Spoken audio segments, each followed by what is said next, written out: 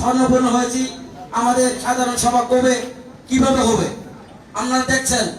বিগত 18 তারিখে আমাদের একটা সাধারণ সভা হওয়ার কথা ছিল, কিন্তু এই সাধারণ সভা কেন হলো না?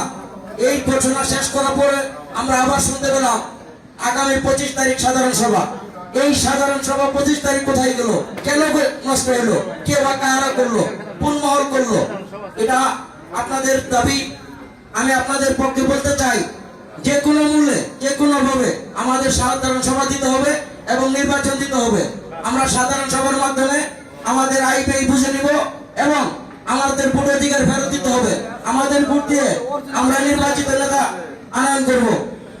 আমাদের নির্বাচিত ব্যতীত এবং সাধারণ সভা ব্যতীত কোন নির্বাচন বা কোন নেতা আমরা মানি না, মানব না, মানতে দিব না। প্রয়োজনে আমরা সমস্ত শ্রমিক একত্রিত হয়ে রাজপথ দখল করবো। রাজপথে থেকে আমাদের অধিকার আমরা বাস্তবায়ন করে নিব। আর বিশেষ করে আমি আমার শ্রমিক ভাইদের আকুল আবেদন জানাচ্ছি, আপনারা যদি ঐক্যবদ্ধ না হন তাহলে এই অধিকার ফিরে নেওয়া সম্ভব না। যে টালবাহানা শুরু হয়েছে, যে রাজনৈতিক প্রচলন শুরু হয়েছে, আমাদের শ্রমিকের অধিকার নিয়ে সিনেমিনি শুরু হয়েছে। আমাদের অধিকার আমাদেরই ছিনিয়ে নিতে হবে।